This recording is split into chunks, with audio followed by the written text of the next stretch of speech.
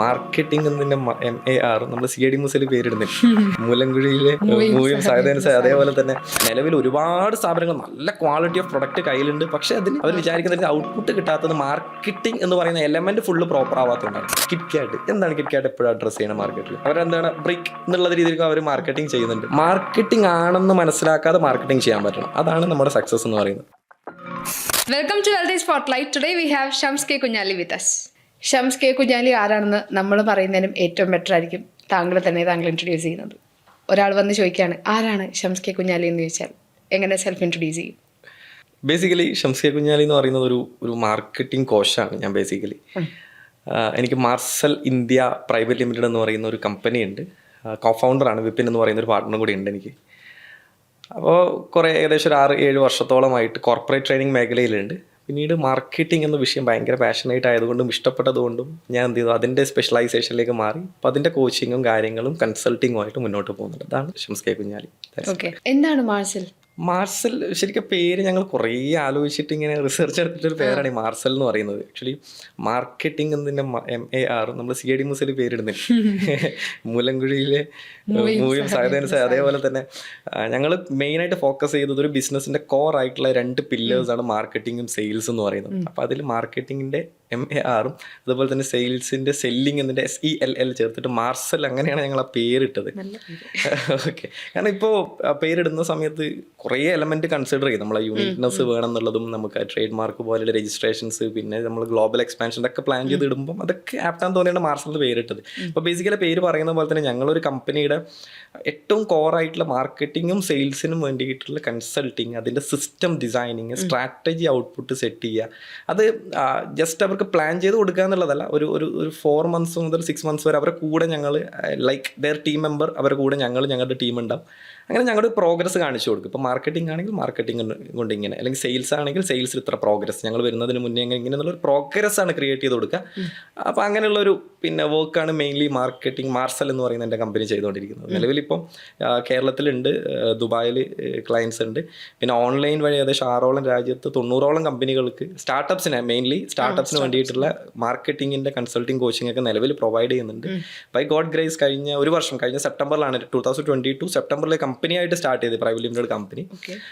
ഇതുവരെ ഇപ്പോൾ നിലവിൽ 23 ആകുന്ന സമയത്ത് around 1.5 million turnover by God grace കിട്ടിയിട്ടുണ്ട്. ഗുഡ്. ഈ ഒരു 1.5 million എന്ന് ടേൺ ഓവർ എന്ന് പറയുന്ന ഒരു യൂത്ത് ആയിട്ടുള്ള ആളെ, അല്ലെങ്കിൽ ഒരു സാധാരണക്കാരനെ സംബന്ധിച്ചൊരു ബമ്പറാണ്. അതിൻ്റെ ഒരു ജേർണി എങ്ങനെയായിരുന്നു, ആ ഒരു 1.5 million ജേർണി? ശരിക്കും ബമ്പർ പ്ലാൻഡ് ആയിട്ടാണ് ഞാൻ സത്യം പറഞ്ഞ് സ്റ്റാർട്ട് ചെയ്തത്. ഒരു 7-6 വർഷത്തോളമായിട്ട് കോർപ്പറേറ്റിൻ്റെ ട്രെയിനിങ്, അതുപോലെ തന്നെ സ്ഥാപനങ്ങളുമായി ബന്ധപ്പെട്ട് ക്ലാസ് എടുക്കുക, അങ്ങനെ ഞാൻ ഉണ്ട് സ്ഥാപനത്തിൻ്റെ കൂടെ. അപ്പോൾ കൃത്യമായിട്ട് കമ്പനി എന്താണ് നീഡ്, മാർക്കറ്റിൻ്റെ ഗ്യാപ്പ് എവിടെയാണെന്ന് അനലൈസ് ചെയ്തിട്ട് തന്നെയാണ് ഞാൻ എൻ്റെ കമ്പനി സ്റ്റാർട്ട് ചെയ്ത്. ഞാനും എൻ്റെ പാർട്ട്ണർ ഉണ്ട്, വിപിൻ എന്ന് പറയുന്ന പാർട്ട്ണർ കൂടി ഉണ്ടെന്ന് ഞാൻ പറഞ്ഞു. ഞങ്ങൾ അങ്ങനെ പ്ലാൻ ചെയ്ത്, ആൾ HRൻ്റെ എക്സ്പേർട്ടാണ്, ഞാൻ മാർക്കറ്റിംഗ് സെയിൽസിൻ്റെ എക്സ്പേർട്ടാണ്, അതിൻ്റെ സ്പെഷ്യലൈസ് ചെയ്യുന്നതാണ്. അപ്പോൾ അങ്ങനെ കൃത്യമായിട്ട് പ്ലാൻ ചെയ്ത് ഞങ്ങൾ കമ്പനി രജിസ്റ്റർ ചെയ്യുന്ന സമയത്ത് തന്നെ ഓൾറെഡി കുറച്ച് ക്ലയൻസ് നമ്മളോട് ഓക്കെ പറഞ്ഞിട്ടുണ്ടായിരുന്നു സ്റ്റാർട്ട്. അങ്ങനെ അത്യാവശ്യം വെൽ പ്ലാൻഡ് ആയിട്ട് തന്നെയാണ് സ്റ്റാർട്ട് ചെയ്തത്. സോ സ്റ്റിൽ 1 year ഞാൻ എന്താണോ മൈൻഡിൽ, നമുക്ക് ഓൾറെഡി സ്റ്റാർട്ട് ചെയ്യുന്ന സമയത്ത് ഒരു മൈൽ സ്റ്റോൺ ഉണ്ടാവും, 1 year കൊണ്ട് ഇന്ന് കംപ്ലീറ്റ് ചെയ്യണമെന്നുള്ള. അപ്പോൾ ആ മൈൽ സ്റ്റോൺ ഓൾറെഡി കംപ്ലീറ്റ് ചെയ്തിട്ടുണ്ട്. ടാർഗറ്റ് കംപ്ലീറ്റ് ചെയ്യാൻ പറ്റി. ഓഫ് കോഴ്സ് ടാർഗറ്റ് കംപ്ലീറ്റ് ചെയ്യാൻ പറ്റിയിട്ടുണ്ട്. ഇനി എക്സ്പാൻഷൻ പ്ലാനിലെ കാര്യങ്ങളുള്ളത് ആണ്. ഈ ഒരു മാർക്കറ്റ് കോച്ച് അല്ലെങ്കിൽ മാർക്കറ്റിംഗ് കോച്ച് എന്ന് പറയുന്നത് അധികം ആരും കേൾക്കാത്ത ഒരു പേരാണ്. എന്താണ് ഈ ഒരു മാർക്കറ്റിംഗ് കോച്ച് എന്ന് പറയുന്ന ആ ഒരു സംഭവം എന്താണ്? ശരിക്കും നമ്മുടെ നാട്ടിൽ ഒന്ന് ആലോചിച്ചാൽ മതി, ഈ മാർക്കറ്റിങ്ങിനെ കുറിച്ചുള്ള അവയർനെസ് ഭയങ്കര കുറവാണ്. ഇപ്പോൾ ഒരു സ്ഥാപനം സ്റ്റാർട്ട് ചെയ്യുന്നത്, ഞാൻ വലിയ എസ്റ്റാബ്ലിഷിലേക്ക് പോലെ നമുക്ക് നോർമൽ SME സെഗ്മെന്റ് എടുക്കാം, small and medium enterprises segment. അതിലൊരു കമ്പനി സ്റ്റാർട്ട് ചെയ്യുമ്പോൾ നിലവിൽ ചെയ്യുന്ന മാക്സിമം എന്താണെന്ന് വെച്ചാൽ ഒരു ഗ്രാഫിക് ഡിസൈനർ യൂസ് ചെയ്തിട്ട് ഒരു പോസ്റ്റർ ഇനോഗ്രേഷൻ ഉണ്ട്, ഒരു പോസ്റ്റർ ഔട്ട് ചെയ്യും. That's one kind of marketing ആയിട്ട് ആൾക്കാർ കാണുന്നത്. അല്ലെങ്കിൽ ഇപ്പോൾ നാട്ടിൽ കുറച്ച് ട്രെൻഡിങ് ആയിട്ട് വരുന്നത് ഈ ഒരു പോസ്റ്റർ സ്റ്റോറി ഇട്ടിട്ട് ഒരു 150 ആൾ കണ്ട് സ്ക്രീൻഷോട്ട് സെൻഡ് ചെയ്യുക, തിരഞ്ഞെടുക്കുന്ന ആൾക്ക് ഒരു എയർപോർട്ട് പോലെയുള്ള സെൻഡ്. അതാണ് മാർക്കറ്റിംഗിൻ്റെ ബേസിക് ആയിട്ടുള്ള ഒരു SME സെഗ്മെന്റിലുള്ള ഒരു കോൺസെപ്റ്റ്. വേറെ മാർക്കറ്റിംഗ് ആയിട്ട് ആൾക്കാർ കാണുന്നത് ഒരു ഇനോഗ്രേഷൻ സമയത്ത് നമുക്ക് ഏതെങ്കിലും സെലിബ്രിറ്റീനെ കൊണ്ടുവരാം, ഭയങ്കര പബ്ലിക് അറ്റൻഷൻ ഉണ്ടാകാം. എന്നിട്ട് കുറച്ച് ചെയ്യുന്ന സമയത്ത് ഞാൻ മാർക്കറ്റിങ്ങിന് ഞാൻ ചോദിക്കും, നിങ്ങൾ മാർക്കറ്റിംഗ് ചെയ്തിട്ടുണ്ടോ? ചെയ്തിട്ടുണ്ട്. എന്താ ഇന്ന് പോസ്റ്റേഴ്സ് ചെയ്തിട്ടുണ്ട്, ഓഫേഴ്സ്, ഫൈനാൻഷ്യൽ ഓഫേഴ്സ് കൊടുക്കാറുണ്ട്. പിന്നെ ഇനോഗ്രേഷൻ ഞങ്ങൾ അത്രയും ക്രൗഡിനെ ഗെയിൻ ചെയ്യുന്ന രീതിയിലേക്ക് സെലിബ്രിറ്റീനെ കൊണ്ടുവന്നിട്ടുണ്ട്, പക്ഷേ സെയിൽ നടക്കുന്നില്ല. മാർക്കറ്റിംഗ് ഞങ്ങൾ നന്നായിട്ട് ഫണ്ട് ഇൻവെസ്റ്റ് ചെയ്യും, പക്ഷേ ദാറ്റ്സ് നോട്ട് ആക്ച്വലി മാർക്കറ്റിംഗ് എന്ന് പറയുന്നത്. ശരിക്കും മാർക്കറ്റിംഗ് ചെയ്യുമ്പോൾ എന്താണ് അഡ്വർടൈസ്മെൻറ്റ്, എന്താണ് പബ്ലിസിറ്റി, എന്താണ് പബ്ലിക് റിലേഷൻഷിപ്പ്, എന്താണ് ജസ്റ്റ് ഈ സെയിൽസ്, ഈ ഡിഫറൻസ് കൃത്യമായിട്ട് മനസ്സിലാക്കുക. ഇതെല്ലാം വരുന്ന ഒരു അമ്പർലയാണ് ശരിക്കും മാർക്കറ്റിംഗ് എന്ന് പറയുന്നത്. ഇതൊക്കെ ഇതിൻ്റെ ഉള്ളിൽ സെപ്പറേറ്റ് ചെയ്ത് അനലൈസ് ചെയ്യേണ്ടതാണ്. അപ്പോൾ സ്ഥാപനത്തിന് മാർക്കറ്റിംഗ് ഇല്ലെങ്കിൽ ശരിക്കും നമ്മൾ ഉദ്ദേശിക്കുന്ന കസ്റ്റമറിലേക്ക് നമ്മുടെ പ്രൊഡക്റ്റ്, എന്ത് പ്രൊഡക്റ്റും ആയിക്കോട്ടെ, സർവീസ് ആയിക്കോട്ടെ, അത് ആൾക്കാരിലേക്ക് എത്തണമെങ്കിൽ മാർക്കറ്റിങ്ങിൻ്റെ എല്ലാ എലമെൻറ്റും കവർ ആവണം. അതാവാത്തത് സ്ഥാപനത്തിൻ്റെ വലിയൊരു പ്രശ്നമാണെന്ന് അനലൈസ് ചെയ്തിട്ടുണ്ട്. നിലവിൽ ഒരുപാട് സ്ഥാപനങ്ങൾ നല്ല ക്വാളിറ്റി ഓഫ് പ്രൊഡക്റ്റ് കയ്യിലുണ്ട്, പക്ഷേ അതിന് അവർ വിചാരിക്കുന്നത് ഔട്ട്പുട്ട് കിട്ടാത്തത് മാർക്കറ്റിംഗ് എന്ന് പറയുന്ന എലമെൻറ്റ് ഫുള്ള് പ്രോപ്പർ ആവാത്തതുകൊണ്ടാണ്. സോ ഞാൻ മനസ്സിലാക്കിയ ഒരു സ്ഥാപനത്തിൻ്റെ കൂടെ നിന്നുകൊണ്ട് മാർക്കറ്റിംഗ് സിസ്റ്റം ഉണ്ടാക്കുക. ഞാൻ നേരത്തെ ടേം പറഞ്ഞിരുന്നു സിസ്റ്റം എന്ന് പറയുന്നത്. സിസ്റ്റത്തിന് അഡ്വാൻറ്റേജ്, ഞാനിപ്പോൾ ഒരു കമ്പനീൻ്റെ കൂടെ ഒരു 6 മാസം ഉണ്ട്, ഞാൻ പോയി കഴിഞ്ഞാലും അവർക്ക് പ്രോഗ്രസ് ക്രിയേറ്റ് ചെയ്യുന്ന സിസ്റ്റം ഉണ്ടെങ്കിലാണ് പറ്റുക. അപ്പം ഞാൻ എപ്പോഴും എന്നെ ഡിപ്പെൻഡ് ചെയ്യണം എന്നുള്ളത് ഒരു സ്ഥാപനത്തിനോട് ഞാൻ പറയാറില്ല. ഞാൻ ഉള്ളിടത്തോളം കാലം ഞാനൊരു സിസ്റ്റം ഉണ്ടാകും. ഞാൻ പോയി കഴിഞ്ഞാൽ ആ സിസ്റ്റം റൺ ചെയ്യാൻ പറ്റുന്ന ഒരാളെ ഞാൻ അവിടെ സെറ്റ് ചെയ്യും, ഒരു ടീമിനെ സെറ്റ് ചെയ്തിട്ടാണ് ഞാൻ പോവാം. അപ്പോൾ മാർക്കറ്റിങ്ങിന് അത്രയും വലിയ ഗ്യാപ്പ് ഉണ്ട്. നിലവിൽ ഞാൻ പറഞ്ഞ പോലെ കോർപ്പറേറ്റ് ട്രെയിനിങ് ക്ലാസ് എടുക്കുന്ന സമയത്ത് ഞാൻ മനസ്സിലാക്കുന്നുണ്ട്, സ്റ്റാഫിന് ഭയങ്കരമായിട്ട് മോട്ടിവേറ്റ് ചെയ്ത് ക്ലാസ് കൊടുത്ത് സ്റ്റാഫ് ഭയങ്കര സെയിൽസ് നടത്താനും അല്ലെങ്കിൽ വർക്ക് ചെയ്യാൻ മോട്ടിവേറ്റഡ് കാര്യമില്ല. കാരണം ഇവരുടെ ബ്രാൻഡിങ് ലെവലിൽ ഇവർക്ക് മാർക്കറ്റിംഗ് ചെയ്യാൻ പറ്റുന്നില്ലെങ്കിൽ സ്റ്റാഫ് ഭയങ്കര മോട്ടിവേറ്റഡ് ആയാലും പലപ്പോഴും റിസൾട്ട് കിട്ടില്ല. സോ ആ ഗ്യാപ്പ് മനസ്സിലാക്കിയിട്ട് പിന്നെ എനിക്ക് ഭയങ്കര ഇഷ്ടമാണ് ഈ മാർക്കറ്റിംഗ്, എസ്പെഷ്യലി ന്യൂറോ മാർക്കറ്റിംഗ് എന്നൊക്കെ പറയുന്ന ഒരു സെഗ്മെന്റ് ഉണ്ട്. ഈ മാർക്കറ്റിംഗ് എന്ന് പറയുന്ന ആൾക്കാരുടെ സൈക്കോളജി കണക്ട് ചെയ്യുന്ന ഒരു ഏരിയയാണ്, നമുക്ക് അറിയായിരിക്കും. ഭയങ്കര ഇൻട്രസ്റ്റിംഗ് ആണ്. ശരിക്കും ചെയ്യേണ്ട പോലെ മാർക്കറ്റിംഗ് ചെയ്യണം. ഞാൻ എപ്പോഴും പറയും, മാർക്കറ്റിംഗ് ആണെന്ന് മനസ്സിലാക്കാതെ മാർക്കറ്റിംഗ് ചെയ്യാൻ പറ്റണം. അതാണ് നമ്മുടെ സക്സസ് എന്ന് പറയുന്നത്. സോ അതെനിക്ക് ഭയങ്കര ഇഷ്ടമാണ്. മറ്റേത് സെഗ്മെൻറ്റിനേക്കാളും നമുക്ക് ക്രിയേറ്റിവിറ്റിയും കുറച്ചധികം റിസർച്ച് ഒക്കെ നടത്തി അതിൻ്റെ റിസൾട്ട് കണ്ടു കഴിയുമ്പോൾ നമുക്ക് ഭയങ്കര സാറ്റിസ്ഫാക്ഷൻ കിട്ടും. എനിക്ക് സാറ്റിസ്ഫാക്ഷൻ കിട്ടുന്ന ഒരു സെഗ്മെൻറ്റാണ് മാർക്കറ്റിംഗ് എന്ന് പറയുന്നത്. സോ അതുകൊണ്ടാണ് ഞാനതിൽ ഫോക്കസ് ചെയ്യുന്നത്. നിലവിൽ അതിൻ്റെ ഒരുപാട് ബുക്കുകൾ, കോഴ്സുകൾ, കാര്യങ്ങൾ പഠിക്കുന്നുണ്ട്. അൺഎൻഡിങ് ആണ്, കാരണം എപ്പോഴും അപ്ഡേറ്റഡ് ആയിക്കൊണ്ടിരിക്കുന്ന സെഗ്മെൻറ്റാണ് മാർക്കറ്റിംഗ്. കാരണം മാർക്കറ്റ് മാറുന്നതനുസരിച്ച് മാർക്കറ്റിംഗ് മാറണം. സോ അതുകൊണ്ടാണ് ഞാനതിൽ സ്പെഷ്യലൈസ് ചെയ്യുന്നത്. നിലവിൽ എന്തായാലും ഐ എം വെൽ സാറ്റിസ്ഫൈഡ്. ഭയങ്കര രസമുള്ളൊരു മേഖലയാണ് ഈ മാർക്കറ്റിംഗ് ചെയ്യുക എന്ന് പറയുന്നത്. അതിൻ്റെ ഡിസൈൻ ചെയ്യുക, സ്ട്രാറ്റജി ഡിസൈൻ ചെയ്യുക എന്ന് പറയുന്നത്. ഇത്രയും നാളത്തെ എക്സ്പീരിയൻസിൽ കണ്ട ഏറ്റവും നല്ല അല്ലെങ്കിൽ ഏറ്റവും പെർഫെക്റ്റ് ആയിട്ട് തോന്നിയ ഒരു മാർക്കറ്റിംഗ് സ്ട്രാറ്റജി എന്തായിരുന്നു? സ്വന്തമായിട്ട് ക്രിയേറ്റ് ചെയ്തതാവാം, അല്ലെങ്കിൽ ഇത്രയും നാൾ വർക്ക് ചെയ്തതിൽ എന്തെങ്കിലും ഒരു സ്പെഷ്യൽ അല്ലെങ്കിൽ ഒരു സക്സസ് ആവും എന്നൊരു 100% പെർഫെക്റ്റ് ആയിട്ടുള്ളൊരു സ്ട്രാറ്റജി. ഈ മാർക്കറ്റിംഗ് ഞാൻ പറഞ്ഞില്ല, ഞാനിതിൽ റിസർച്ച് നടത്തിക്കൊണ്ടേയിരിക്കും. പണ്ട് മുതലേ ഇങ്ങനെ മാർക്കറ്റിങ്ങിനെ കുറിച്ച് പഠിച്ചുകൊണ്ടിരിക്കുകയാണ്. ഓരോ കേസ് സ്റ്റഡിയിൽ നിന്നാണ് നമ്മൾ പഠിക്കുക. പിന്നെ ഒരു സ്ഥലത്തുള്ള മാർക്കറ്റിംഗ് അതേപോലെ കോപ്പി ക്യാറ്റ് ചെയ്യുന്നതും കാര്യമില്ല. ശരിക്കും നമ്മൾ അവിടെ നടത്തി ഓക്കെ അത് സക്സസ് ആയി. നമ്മുടെ നാട്ടിൽ പൊതുവേ നടക്കുന്ന അങ്ങനെ ആണല്ലോ. ഒരു സ്ഥലത്ത് സക്സസ് ആയി കഴിഞ്ഞാൽ ഓക്കെ ഇറ്റ്സ് ഫൈൻ, ഇറ്റ്സ് അടിപൊളിയാണ്. നമ്മൾ അതേപോലെ കോപ്പി ക്യാറ്റ് ചെയ്യാൻ നമ്മുടെ അടുത്ത് കൊണ്ട് റിസൾട്ട് കിട്ടില്ല. ശരിക്കും കസ്റ്റമൈസ് ചെയ്തിട്ടാണ് ഈ മാർക്കറ്റിംഗ് എന്ന് പറയുന്നത്. സോ എനിക്ക് ഒരുപാട് ഇഷ്ടപ്പെട്ട മാർക്കറ്റിംഗ് കേസ് സ്റ്റഡീസ് ഉണ്ട്, മാർക്കറ്റിംഗ് സ്ട്രാറ്റജീസ് ഉണ്ട്. അതിൽ പെട്ടെന്ന് ചോദിക്കുമ്പോൾ ഓർമ്മ വരുന്നത് പറഞ്ഞാൽ ശരിക്കും ഇത് ഇമോഷനാണ്, ഹ്യൂമൻ ഇമോഷൻ കണക്ട് ചെയ്തിട്ടാണ് എപ്പോഴും മാർക്കറ്റിംഗ് ചെയ്യുന്നത്. അതാണ് എനിക്ക് ഏറ്റവും ഇഷ്ടപ്പെട്ട കാര്യം. ഇപ്പോൾ നമ്മുടെ കയ്യിൽ എന്ത് പ്രൊഡക്റ്റും ആയിക്കോട്ടെ, ഈ പറയുന്ന പോലെ അപ്പാരൽസ് ആയിക്കൊള്ളട്ടെ, നമ്മൾ ഓട്ടോമൊബൈൽ ഇൻഡസ്ട്രി ആയിക്കൊള്ളട്ടെ, ഇൻ സർവീസ് സെഗ്മെൻറ്റ് എന്തും ആയിക്കോട്ടെ, അത് ആൾക്കാരുടെ ഇമോഷൻ കണക്ട് ചെയ്തിട്ട് മാർക്കറ്റിംഗ് ചെയ്യാൻ പറ്റുന്ന സമയത്താണ് നമുക്ക് ഭയങ്കര റിസൾട്ട് അതിൽ കിട്ടുക, മാസീവ് വൈസുള്ള റിസൾട്ട് കിട്ടുക. അതിനാണ് പല ക്യാമ്പയിനും കാര്യങ്ങളൊക്കെ നടക്കുക. ഇപ്പോൾ ഒരു എക്സാമ്പിൾ പറയാം, ഞാൻ എപ്പോഴും ഏറ്റവും കൂടുതൽ എനിക്ക് കേസ് സ്റ്റഡി നടത്തിയിട്ട് ഇഷ്ടപ്പെട്ട ഒരു സ്ഥാപനം ഐക്യ എന്ന് പറയുന്ന ഒരു ഫർണിച്ചർ സ്ഥാപനം, സ്വീഡിഷ് കമ്പനിയാണ്. ലോകത്തിലെ ഏറ്റവും വലിയ ഫർണിച്ചർ ശൃംഖലയാണ് ഐക്യ എന്ന് പറയുന്നത്. അവർ ചെയ്തൊരു കാര്യം, അവരുടെ കോൺസെപ്റ്റ് എന്താണെന്ന് വിചാരിച്ചു കഴിഞ്ഞാൽ വണ്ടർഫുൾ എവറി ഡേ എന്ന് പറയുന്ന രീതിയിലേക്ക് എല്ലാ ദിവസവും വണ്ടർഫുൾ ആയിട്ടുള്ള മൊമെൻറ്റുകൾ വേണം എന്നുള്ളതാണ് അവർ ആൾക്കാരിലേക്ക് അഡ്രസ്സ് ചെയ്യാൻ ശ്രമിക്കുന്നത്. അപ്പോൾ അതിൽ അവർ റീസെൻ്റ്ലി അവർ ഒരുപാട് ക്യാമ്പയിൻ കേട്ടോ, അവർ നേരെ പഠിച്ചാലത്രയും തീരാത്ത ക്യാമ്പയിനുകൾ ചെയ്യുന്നൊരു സ്ഥാപനമാണ് ഐക്യ എന്ന് പറയുന്നത്. അവർ ചെയ്തൊരു കാര്യം, നമ്മുടെ നാട്ടിൽ ഈ ഡിഫറൻ്റ്ലി ഏബിൾ ആയിട്ടുള്ള ആൾക്കാരുണ്ട്, അവർക്ക് ആപ്റ്റായിട്ടുള്ള ഫർണിച്ചേഴ്സ് വളരെ കുറവാണ്, ഉണ്ടെങ്കിൽ തന്നെ അത് അത്യാവശ്യം കോസ്റ്റ്ലിയും കാര്യങ്ങളൊക്കെ തന്നെയാണ്. അപ്പോൾ ഇവരൊരിക്കലും കാര്യം ചെയ്യുന്ന വെച്ചാൽ ഒരുപാട് ഈ ഹാൻഡിക്യാപ്ഡ് ആയിട്ടുള്ള ആൾക്കാർ ഇവർ സ്ഥാപനത്തിലേക്ക് കൊണ്ടുവന്നു. ഈ നിലവിലുള്ള ഫർണിച്ചർ അവരെങ്ങനെ യൂസ് ചെയ്യുന്നു എന്നുള്ളത് ഇവർ റിസർച്ച് നടത്തി. അപ്പോൾ അവർ സ്ഥാപനത്തിൽ എങ്ങനെ, ഇപ്പോൾ സോഫയിൽ എങ്ങനെ ഇരിക്കുന്നു, സോഫയിൽ നിന്ന് എങ്ങനെ എണീക്കുന്നു, അവർ കബോർഡ് എങ്ങനെ ഓപ്പൺ ചെയ്യുന്നു, കാര്യങ്ങളൊക്കെ നോക്കുമ്പോൾ ഡിഫിക്കൽട്ടീസ് ഇവർക്ക് നേരിട്ട് അനലൈസ് ചെയ്തു. എന്നിട്ട് ഇവരുടെ ഡിസൈനേഴ്സ് അതേ സമയത്ത് ഇതെങ്ങനെ സൊല്യൂഷൻ കണ്ടുപിടിക്കാം. ഇപ്പോൾ കബോർഡ് ഓപ്പൺ ചെയ്യുന്നുണ്ടെങ്കിൽ ഹാൻഡിക്യാപ്ഡ് ആൾക്ക് കുറച്ചും കൂടി സൈസ് കൂടി അല്ലെങ്കിൽ ഹൈറ്റ് കുറക്കുക, അവർക്ക് പെട്ടെന്ന് ഇരിക്കാനും എണീക്കാനും പറ്റുന്ന രീതിയിലേക്ക് ആക്കുക, കുറച്ച് നല്ലൊരു ഹോൾഡേഴ്സ് ഉണ്ടാവില്ല ഈ ഫർണിച്ചറിന് പഠിക്കുന്നത്, അത് ഹോൾഡിങ്സ് പ്രോപ്പറാക്കുക. ഇങ്ങനെ ഈ ഹാൻഡിക്യാപ്ഡ് ആയിട്ടുള്ള ആൾക്കാർക്ക് വേണ്ടിയിട്ടുള്ള ഡിസൈൻ റീസ്ട്രക്ചർ ചെയ്തു ഫർണിച്ചർ സ്ഥാപനത്തിൽ. ഇത് നടക്കുന്നത് ഇസ്രായേലിലാണ്. ഇവർ ആദ്യമായിട്ട് ഈ പ്രോഗ്രാം ചെയ്തത് ഭയങ്കരമായിട്ടുള്ള സക്സസ് ആയിരുന്നു. ഞാൻ പറഞ്ഞത് ഇതൊരു ഹ്യൂമൻ ഇമോഷൻ അഡ്രസ് ചെയ്യാണ്. നോക്കി നമ്മൾ പ്രൊഡക്റ്റ് മാർക്കറ്റ് ചെയ്യുന്നതിനേക്കാളും എൻ്റെ ഫർണിച്ചർ 1 വാങ്ങിയ ബൈ 1 ഗെറ്റ് 1 ഫ്രീ, അതല്ല മാർക്കറ്റിംഗ് എന്ന് പറയുന്നത്. ഇതൊരു ഒരു ഇമോഷൻ അഡ്രസ്സ് ചെയ്യുന്നുണ്ട് ഇവിടെ. അങ്ങനെ ഇമോഷൻ അഡ്രസ്സ് ചെയ്തുകൊണ്ട് വലിയ മാസീവായിട്ടുള്ള റിസൾട്ടും, എൻ്റെ ഓർമ്മ ശരിയാണെങ്കിൽ more than 15 crore social media impressions ഒക്കെ ഇവർക്ക് കിട്ടിയിട്ടുണ്ട്. ഐ മീൻ നോട്ട് ഷുവർ, ചെറിയ വേരിയേഷൻ മേ ബി വരാം. അപ്പോൾ അതുപോലെ തന്നെ അവർക്ക് ഇസ്രായേൽ ഗവൺമെൻറ്റിൻ്റെ അടുത്ത് അപ്രീസിയേഷൻസ് കിട്ടിയിട്ടുണ്ട്. ഈ രീതിയിലേക്കുള്ള മാർക്കറ്റിംഗ് ആണ് സ്ഥാപനങ്ങൾ ചെയ്യേണ്ടത്. ഞാൻ ഒരു എക്സാമ്പിൾ നമ്മളെ കിറ്റ്കാറ്റ്, എന്താണ് കിറ്റ്കാറ്റ് എപ്പോഴും അഡ്രസ്സ് ചെയ്യണം മാർക്കറ്റിൽ? ബ്രേക്ക്, ടേക്ക് എ ബ്രേക്ക് എന്നുള്ള രീതിയിലേക്കാണ്. അതായത് നമുക്കൊരു ബ്രേക്ക് എടുക്കുമ്പോൾ നമുക്ക് കഴിക്കാം. അവരെന്താണ് ബ്രേക്ക് എന്നുള്ള രീതിയിലേക്ക് അവർ മാർക്കറ്റിംഗ് ചെയ്യുന്നുണ്ട്. ഇത് വെച്ചിട്ട് പിന്നെ കല്യാണിക്ക് എന്തെങ്കിലും ഒരു പിന്നെ ടേക്ക് എ ബ്രേക്ക് എന്ന കോൺസെപ്റ്റിൽ ഒരു മാർക്കറ്റിംഗ് ചെയ്യാന്നുള്ളൊരു ഐഡിയ എന്തായിരിക്കും വരിക? ഒരു ഇമോഷൻ അഡ്രസ്സ് ചെയ്യുന്ന രീതിയിലേക്ക്. സ്ട്രെസ്ഫുൾ ആയിട്ടുള്ള ലൈഫിനിടയിൽ ഒരു ചോക്ലേറ്റ് എടുക്കുക എന്നുള്ള രീതിയിലേക്ക് അവർ ചെയ്തൊരു ക്യാമ്പയിൻ ഉണ്ട്. സിമ്പിളാണ് ബട്ട് പവർഫുൾ ആയിട്ട് എനിക്ക് ഫീൽ ചെയ്തൊരു ക്യാമ്പയിനാണ്. നോ വൈഫൈ സോൺ എന്ന് പറയുന്ന ഒരു വൈഫൈ സോൺ അവർ സെറ്റ് ചെയ്ത്. അവിടെ വൈഫൈ ഇല്ല, അത് ഇന്റർനെറ്റ് അവർക്ക് യൂസ് ചെയ്യാൻ പറ്റില്ല. അവിടെ വന്നിരിക്കുക, പരസ്പരം സംസാരിക്കുക, മൊമെന്റിന് ഷെയർ ചെയ്യുക, ചിരിക്കുക എന്ന് പറയുന്ന ഒരു സോൺ അവർ സെറ്റ് ചെയ്തു. എന്താണ് അവരുടെ കോൺസെപ്റ്റ്? ടേക്ക് എ ബ്രേക്ക് എന്നുള്ളതാണ്. സിമ്പിൾ കോൺസെപ്റ്റ് ആണ്, പക്ഷെ ഭയങ്കര റിസൾട്ട് ഉണ്ടാക്കാൻ പറ്റും. കാരണം ഇപ്പോഴത്തെ സൊസൈറ്റിയിൽ ബ്രേക്ക് കിട്ടുന്ന സമയത്ത് നമ്മൾ ചെയ്യുന്നത് എന്താ? ഫോൺ, മൊബൈൽ യൂസ് ചെയ്യുക എന്നുള്ളത്. അത് മാറ്റി വെക്കുക, സംസാരിക്കുക എന്നുള്ളൊരു അതൊരു ഇമോഷനാണ്. ഇങ്ങനെ ഏത് ബ്രാൻഡിനും ഇമോഷൻ അഡ്രസ്സ് ചെയ്തുകൊണ്ട് മാർക്കറ്റിംഗ് ചെയ്യാൻ പറ്റുന്നുള്ളതാണ്. സോ ആ ലെവലിൽ ചിന്തിക്കുന്ന എല്ലാ കേസ് സ്റ്റഡീസും സ്ട്രാറ്റജീസും എനിക്ക് ഇഷ്ടമാണ്. ഞാൻ എല്ലാ ബ്രാൻഡിനെയും ഞാൻ എപ്പോഴും കൺസൾട്ട് ചെയ്യുന്ന സമയത്ത് ഞാൻ ആഗ്രഹിക്കുന്ന ആ ലെവലിലേക്ക് മാർക്കറ്റിംഗ് ചെയ്യുക എന്നുള്ളതാണ്. സ്വന്തം ലൈഫിൽ അങ്ങനെ എന്തെങ്കിലും ഒരു ട്വിസ്റ്റ് സംഭവിച്ചിട്ടുണ്ടോ? സ്വന്തം സ്ട്രാറ്റജി കൊണ്ട് ഒരു സ്പേസിന് എന്തെങ്കിലും ഗ്രോത്ത് ഉണ്ടായി? മീൻസ് അങ്ങനെയാണ് ചെയ്യുന്നത്. I know you are a coach, marketing കോച്ചാണ്. എന്നിരുന്നാലും ലൈഫിൽ ആ ഒരു ഇനീഷ്യൽ ടൈമിൽ, ഒരു മാർക്കറ്റിംഗിന് ഇനീഷ്യൽ ടൈമിൽ എന്താ പറയുക, ഒരു പാഷനായിട്ട് കൂടി കൊണ്ടുനടക്കുന്ന സാധനമാണ് മാർക്കറ്റിംഗ് എന്ന് പറഞ്ഞു. ഇഷ്ടമാണ്, മാർക്കറ്റിംഗ് ചെയ്യാൻ ഇഷ്ടമാണ്. അപ്പോൾ അങ്ങനെ എന്തെങ്കിലും ട്വിസ്റ്റ് എന്തെങ്കിലും? എൻ്റെ പേഴ്സണലാണ് ഉദ്ദേശിക്കുന്നത്, ക്ലയൻസിനാണ് ഉദ്ദേശിക്കുന്നത്? അല്ലല്ല, സ്വന്തം പേഴ്സണൽ എന്തെങ്കിലും? പേഴ്സണലി ഞാൻ ഇതുവരെ എനിക്ക് കിട്ടിയ ക്ലയൻസ്, ഞാൻ എൻ്റെ മാർക്കറ്റിംഗ് രീതിയായിട്ട് ഉപയോഗിച്ചത് കോണ്ടന്റ് ക്രിയേഷനാണ്. കോണ്ടന്റ് മാർക്കറ്റിംഗ് എന്ന് പറയും. ഏറ്റവും ട്രഡീഷണൽ സമയത്ത് മുതൽ ഇപ്പം വരെ നിലനിൽക്കുന്ന ഒരു മാർക്കറ്റിംഗ് മെത്തഡാണ് കോണ്ടന്റ് മാർക്കറ്റിംഗ് എന്ന് പറയുന്നത്. ലെറ്റ്സ് എക്സാമ്പിൾ, ഇപ്പോൾ ന്യൂസ് പേപ്പർ എന്ന് പറയുന്നത് ഒരു കോണ്ടന്റ് മാർക്കറ്റിംഗ് ചെയ്യുന്നൊരു മേഖലയാണ്. നമുക്കറിയാലോ, അവർ കോണ്ടന്റിനേക്കാളും പരസ്യം, അതിൻ്റെ കൂടെ കോണ്ടന്റ് സെല് ചെയ്യുന്ന ആൾക്കാർ വാങ്ങുന്നത് പരസ്യം വായിക്കാനല്ല, ന്യൂസ് വായിക്കാനാണ്. പക്ഷെ അവരതിൻ്റെ കൂടെ പരസ്യം സെല്ലുന്നത്. It's a content marketing.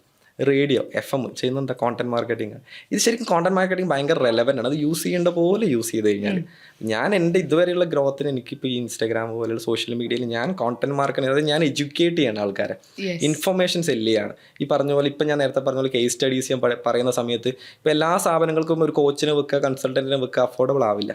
അപ്പോൾ അവരെന്ത് ചെയ്യും, ഇതുപോലെ ഞാൻ പറയുന്ന കേസ് സ്റ്റഡീസും കാര്യങ്ങളൊക്കെ ഞാൻ റിസർച്ച് നടത്തിയിട്ട് ഏറ്റവും കണ്ടന്റ്ഫുള്ളായിട്ട് ഫ്രൂട്ട്ഫുള്ളായിട്ടാണ് ഞാനത് ഡെലിവറി ചെയ്യുക. അപ്പോൾ അത് ആൾക്കാർക്ക് ഭയങ്കര യൂസ്ഫുള്ളായിട്ട് തോന്നുന്നുണ്ട്. അങ്ങനെയാണ് ശരിക്കും പറഞ്ഞാൽ, ഞാൻ പറഞ്ഞല്ലോ, ഒരു 5ഓളം രാജ്യത്ത് 90ലധികം സ്റ്റാർട്ടപ്സിന് കൺസൾട്ടിങ് കോച്ചിങ് ലെവലിൽ കൊടുക്കാൻ പറ്റിയത് അങ്ങനെയുള്ള ശരിക്കും പറഞ്ഞാൽ കോണ്ടന്റ് മാർക്കറ്റിംഗ് ചെയ്ത് അത് ആൾക്കാരിലേക്ക് എത്തിയതിന് ശേഷമാണ്. സോ എൻ്റെ പേഴ്സണൽ ഗ്രോത്തിന് ഞാൻ എപ്പോഴും ചെയ്യുന്നത് കോണ്ടന്റ് മാർക്കറ്റിംഗ് തന്നെയാണ്. തുടക്ക സമയത്തൊക്കെ എനിക്ക് വന്നൊരു ചലഞ്ചുകളിലൊന്ന് എൻ്റെ ഒരു ഏജാണ്. ഞാൻ വളരെ ചെറിയ പ്രായത്തിലേക്ക് കോർപ്പറേറ്റിലേക്ക് എൻ്റർ ചെയ്യും. ഞാൻ പ്ലാൻഡ് ആയിരുന്നില്ല അങ്ങനെ എൻ്റർ ചെയ്യണം എന്നുള്ളത്, ബട്ട് ഒരു ഓപ്പർച്യൂണിറ്റി കിട്ടി അങ്ങനെ എൻ്റർ ആയതാണ്. ആ സമയത്ത് ഒരു പ്രൊജക്റ്റായിട്ട് ഒരു സ്ഥലത്ത് പോകുന്ന സമയത്ത് ക്രെഡിബിലിറ്റി എന്ന് പറയുന്നത് വലിയൊരു ചോദ്യചിഹ്നമായിരുന്നു ആദ്യ സമയത്തൊക്കെ. അപ്പോൾ അവിടുന്ന് കൺവിൻസ് ചെയ്യാൻ, നമുക്ക് സ്കില്ലിൽ കോൺഫിഡൻസ് ഉണ്ടെങ്കിൽ നമുക്ക് കാര്യങ്ങൾ ഹാൻഡിൽ ചെയ്തെടുക്കാൻ പറ്റും. നമ്മുടെ സ്കില്ലിൽ നമുക്ക് കോൺഫിഡൻസ് ഉണ്ടെങ്കിൽ തുടക്ക സമയത്ത് നമുക്ക് ഒരുപാട് എങ്ങനെ പോയി കഴിഞ്ഞാലും ആൾക്കാർ നോ തന്നെയാണ് പറയുക. മാർക്കറ്റ് അങ്ങനെയാണ്, നമ്മുടെ മാർക്കറ്റ് എന്ന് പറയുന്നത്. നമ്മൾ പുതിയ കാര്യങ്ങളായിട്ട് പോകുന്ന സമയത്ത് ഇത് വർക്കൗട്ട് ആവില്ല എന്ന് പറയുന്ന ആളോ നമ്മുടെ ആൾക്കാരുടെ സ്വഭാവം എന്ന് പറയുന്നത്. സോ എനിക്ക് ആ തുടക്ക സമയത്ത് കൂടുതലും നോ തന്നെയാണ് എനിക്ക് കിട്ടിയത്. പുതിയ പ്ലാനായിട്ട് പോകും, ക്രെഡിബിലിറ്റി, ഈ പ്രായത്തിൽ നീ ആദ്യം ഒരു ബിസിനസ് ചെയ്ത് വലിയ മാസീവ് മില്യണർ ആവും, എന്നിട്ട് നീ ഇതിലേക്ക് പോകാന്നുള്ള രീതിയിലേക്കൊക്കെയാണ് തുടക്ക സമയത്ത് കിട്ടിയത്. ബട്ട് ഇന്നിപ്പോൾ ഈ 23 ആകുമ്പോഴേക്കും പിന്നെ ഏഷ്യയിലെ തന്നെ ഏറ്റവും വലിയ സൊസൈറ്റി ആയിട്ടുള്ള ULCCSലെ engineers, ULC Uralungal labour contract cooperative society എന്ന് പറയുന്ന 15,000 എംപ്ലോയീസ് ഉള്ള സ്ഥാപനമാണ്. ഏഷ്യയിലെ ഏറ്റവും വലിയ കൺസ്ട്രക്ഷൻ സൊസൈറ്റിയാണ്. ഇന്ത്യയിലെ, വേൾഡിലെ തന്നെ ഏറ്റവും കൂടുതൽ ടേൺ ഓവർ ഉണ്ടാക്കുന്ന 2ാമത്തെ കൺസ്ട്രക്ഷൻ സൊസൈറ്റിയാണ് ULCCS.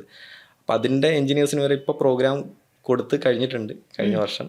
സോ തുടക്ക സമയത്ത് അങ്ങനെ ഒരുപാട് ചാലഞ്ചസ് ഉണ്ടായിരുന്നു, ബട്ട് കോൺഫിഡൻ്റ് ആണ്. നമ്മൾ പാഷൻ എന്ന് പറയുന്ന ഒരു സാധനം ഉണ്ടല്ലോ, അതിൽ കോൺഫിഡൻ്റ് ആയതുകൊണ്ട് കാര്യങ്ങൾ ചെയ്തത്. ഇപ്പോൾ പറഞ്ഞു സ്വന്തം സ്കില്ലിൽ കോൺഫിഡൻ്റ് ആയിരിക്കുക എന്നുള്ളത് ഭയങ്കര ഇമ്പോർട്ടൻ്റ് ആണ്.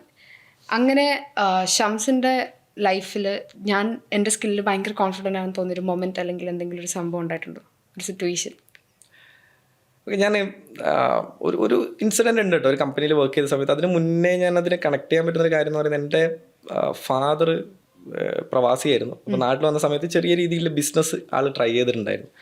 അപ്പോൾ തുടങ്ങിയതൊന്നും വലിയ രീതിയിലൊരു വിജയം സക്സസ്ഫുള്ളി ആയില്ല. തുടങ്ങിയതൊരു ഫാൻസി ഗിഫ്റ്റ് സ്ഥാപനം തുടങ്ങി, അതിൻ്റെ സെയിൽ ഗ്രാജുവലി കുറഞ്ഞു വന്നു. പിന്നെ പെർ ഡേ സെയിൽ നോക്കുന്ന സമയത്ത് 3 ഡിജിറ്റ് പോലും കൺസിസ്റ്റൻ്റ് ആയിട്ട് പോകാത്ത രീതിയിലേക്ക് വന്നപ്പോൾ അത് സെയിൽ ചെയ്തു. അതിനുശേഷം പാർട്ട്ണർഷിപ്പിൽ ഒരു ഫ്രൂട്ട്സിൻ്റെ ബിസിനസ് തുടങ്ങി, അത് ഫെയിലായി. അതിനുശേഷം ഒരു ജനസേവന കേന്ദ്രം എന്ന് പറയുന്നത് നമ്മൾ അക്ഷയ എന്ന് പറയുന്നത് സ്റ്റേറ്റ് ഗവൺമെൻറ്റിൻ്റെയാണ്. CSC സെൻറ്റർ എന്ന് പറയുന്നത് കോമൺ സർവീസ് സെൻറ്റർ എന്ന് പറയുന്നത് സെൻട്രൽ ഗവൺമെൻറ് അണ്ടറിൽ വരുന്നത്. അപ്പോൾ അത് സ്റ്റാർട്ട് ചെയ്തു. അപ്പോൾ ടെക്നിക്കലി വലിയ നോളജ് ഇല്ലാത്തത് കൊണ്ട് അത് പെട്ടെന്ന് തന്നെ അതും സെയിൽ ചെയ്യേണ്ടി വന്നു. അങ്ങനെ ചെയ്ത ഒരുപാട് പരാജയങ്ങൾ ആൾ ചെറുപ്പത്തിൽ ഞാൻ കാണുന്നുണ്ട് ഇങ്ങനെ ബിസിനസ്സിൽ കാര്യങ്ങളിൽ. അപ്പോൾ ആ സമയത്തെ മേ ബി അന്നേ എൻ്റെ മൈൻഡിൽ കയറിയിട്ടുണ്ടാവണം എന്നുള്ളതാണ് ഞാൻ പറയുന്ന ഒന്നാമത്തെ കാര്യം. ഈ ബിസിനസ് ലെവലിലേക്ക് കോച്ചിങ് ചെയ്യുമ്പോൾ ഞാനിപ്പോൾ ഒരുപാട് സ്ഥാപനങ്ങൾ ഈ ഓൺലൈൻ കൺസൾട്ടുകളും ചില സ്ഥാപനങ്ങൾക്ക് എമൗണ്ട് ഞാൻ പിന്നെ നിങ്ങൾക്ക് തന്നാൽ മതി എന്ന് പറഞ്ഞ് ചെയ്യാൻ കാരണം ചിലപ്പോൾ ഈ ഒരു ഇമോഷൻ എന്നെ ഇൻഫ്ലുവൻസ് ചെയ്യുന്നുണ്ടാവും. അതാണ് ഒന്നാമത്തെ റീസൺ. രണ്ടാമത്തെ റീസൺ ഞാൻ നേരത്തെ പറയുന്നത് ഞാനൊരു ട്രിവാൻഡ്രത്തൊരു സൂപ്പർ മാർക്കറ്റിൻ്റെ ഫ്രാഞ്ചൈസി കൊടുക്കുന്ന മിനി സൂപ്പർ മാർക്കറ്റിൻ്റെ ഫ്രാഞ്ചൈസി കൊടുക്കുന്ന സ്ഥാപനത്തിൽ കോവിഡ് നമ്മളെല്ലാം അഫക്റ്റ് ചെയ്യുന്ന സമയത്ത് സർവൈവൽ സ്റ്റേജിൽ ഞാൻ അങ്ങനെ സ്ഥാപനത്തിൽ കയറിയിട്ടുണ്ടായിരുന്നു. അപ്പോൾ അവിടെ വർക്ക് ചെയ്യുന്ന സമയത്ത് അത് ആക്ച്വലി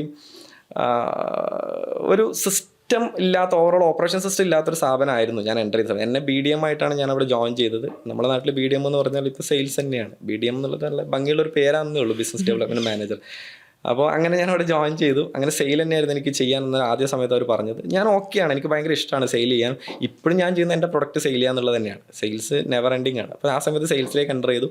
പക്ഷേ ഞാനവിടെ സ്ഥാപനത്തിലൊരു പ്രോസസ്സ് ലാക്ക് ചെയ്യുന്നതായിട്ട് ഞാൻ ഐഡൻറ്റിഫൈ ചെയ്തു. നമുക്ക് എപ്പോഴും സിസ്റ്റം വേണം, നമ്മൾ സ്ഥാപനത്തിൽ റൺ ചെയ്യാനും ഡെവലപ്മെൻറ്റ് ചെയ്യാനും പ്രോഗ്രസ് അനലൈസ് ചെയ്യാനും ഇതൊക്കെ വേണ്ടി ഒരു സിസ്റ്റം അവിടെ വേണം. അപ്പോൾ അത് ലാക്ക് ചെയ്യുന്നത് ഞാൻ മനസ്സിലാക്കി. എൻ്റെ ഫാദറിന് പറ്റിയതും മേ ബി അങ്ങനെ സിസ്റ്റം ഇല്ലായകയാവാം എന്നുള്ള. സ്ഥാപനം എത്ര ചെറുതുമായിക്കോട്ടെ അതിനൊരു ഓപ്പറേഷൻ സിസ്റ്റം നിർബന്ധമായിട്ട് വേണമെന്ന് വിശ്വസിക്കുന്ന ഒരാളാണ് ഞാൻ. എക്സ്പാൻഡ് ചെയ്യണമെങ്കിൽ വെറുതെ നിന്ന് പോയി നമുക്കിങ്ങനെ പോയാൽ മതി, അല്ലെങ്കിൽ കിട്ടുന്ന റവന്യൂ കൊണ്ട് എൻ്റെ എക്സ്പെൻസ് മീറ്റ് ചെയ്യുന്ന അങ്ങനെയാണെങ്കിൽ അതിൻ്റെ പ്രശ്നമില്ല. പക്ഷേ അങ്ങനെ അല്ലെങ്കിൽ ശരിക്കും അതൊരു സിസ്റ്റം ആവശ്യമുണ്ട്. അങ്ങനെ ആ സ്ഥാപനത്തിൽ സിസ്റ്റം ലാക്ക് ചെയ്യുന്നതായിട്ട് ഞാൻ മനസ്സിലാക്കി. അങ്ങനെ ഞാൻ ശരിക്കും അതിൻ്റെ ഒരു സിസ്റ്റം ഡിസൈനിങ്ങിന് ഞാൻ സത്യം പറഞ്ഞാൽ കുറച്ച് വർക്ക് ചെയ്തിട്ട് ഒരു പ്ലാൻ ഉണ്ടാക്കി. ആ പ്ലാൻ ഞാൻ അതിൻ്റെ ഡയറക്ടർക്ക് പ്രസൻറ്റ് ചെയ്തു. അതിനുശേഷം എൻ്റെ ടീമിന് പ്രസൻറ്റ് ചെയ്തു. അപ്പോൾ അവർക്ക് അത്യാവശ്യം നന്നായിട്ട് അത് ഇഷ്ടപ്പെട്ടു. ആ പ്ലാൻ അത് എക്സിക്യൂട്ട് ചെയ്ത് എടുക്കണം എന്നുള്ള ഫീൽ ഉണ്ടാക്കി. അപ്പോൾ ശരിക്കും അത് അക്സെപ്റ്റ് ചെയ്യുന്നത് തന്നെ എനിക്ക് ഭയങ്കര ശരിക്കും പറഞ്ഞാൽ മനസ്സിൽ സന്തോഷം ഉണ്ടാക്കുന്ന കാര്യമാണ്. ഏതൊരു എംപ്ലോയിക്കും തങ്ങളുടെ ഐഡിയ തങ്ങളുടെ ടീമിലുള്ള ആൾക്കാർ അക്സെപ്റ്റ് ചെയ്യുമ്പോൾ ഭയങ്കര ഹാപ്പിനെസ് ആണ്.